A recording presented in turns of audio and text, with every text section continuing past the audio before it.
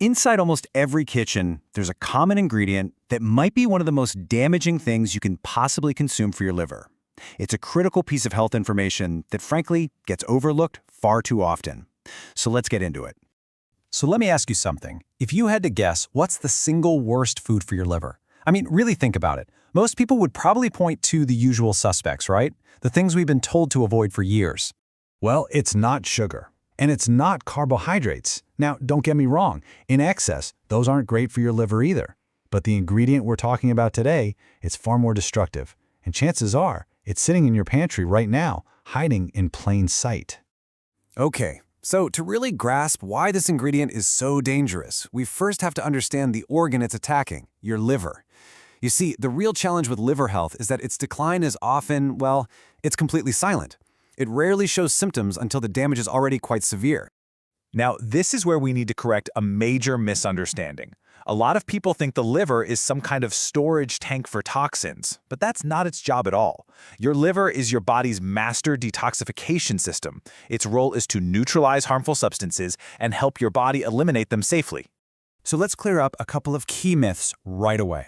First, this idea that once your liver is damaged, it's lost forever, that's just not true. Your liver is a remarkable organ. In fact, it's the only one in your body that can completely regenerate itself.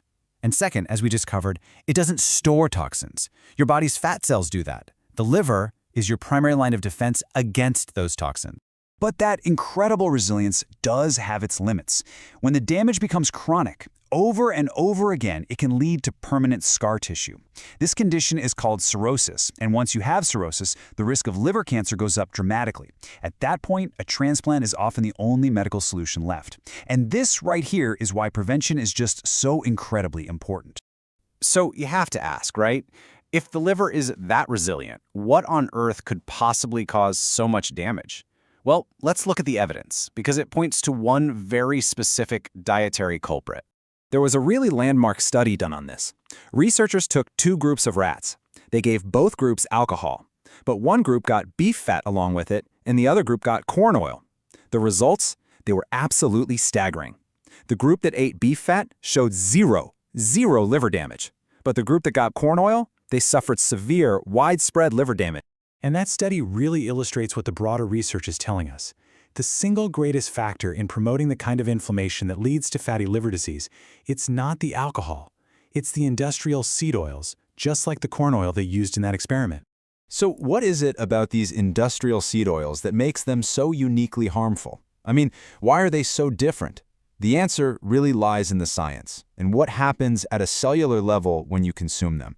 The core of the problem comes down to a specific omega-6 fatty acid called linoleic acid. And when you look at the amounts, the difference is it's massive.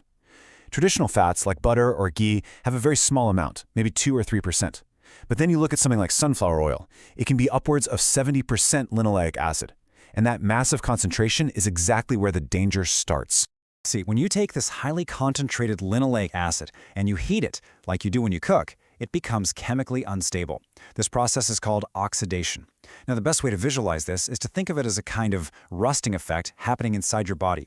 Just like oxygen makes metal rust and decay, this oxidation process literally damages your cells from the inside. So let's just walk through that chain reaction of damage. Step 1, you heat a high linoleic acid oil. Step 2, that heat causes it to oxidize, making it damaged and unstable. Then, that damaged oil releases these destructive little things called free radicals into your body.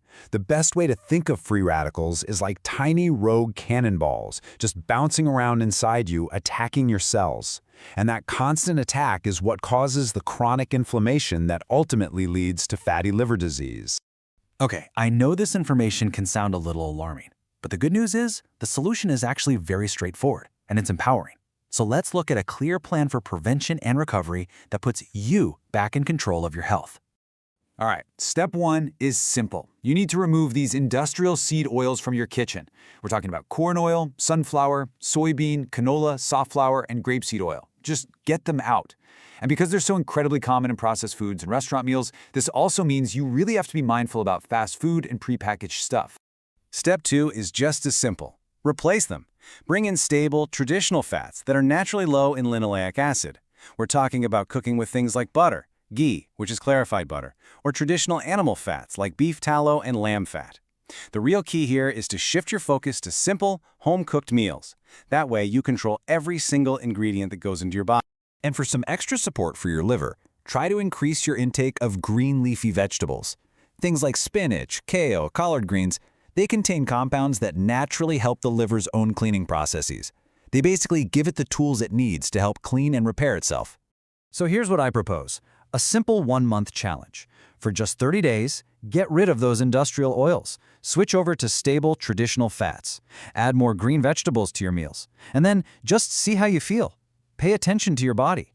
The results might honestly surprise you. Because ultimately, it all comes down to this one simple question. When the path to protecting one of your most vital organs is this clear, isn't your long-term health worth making a few simple changes in your kitchen?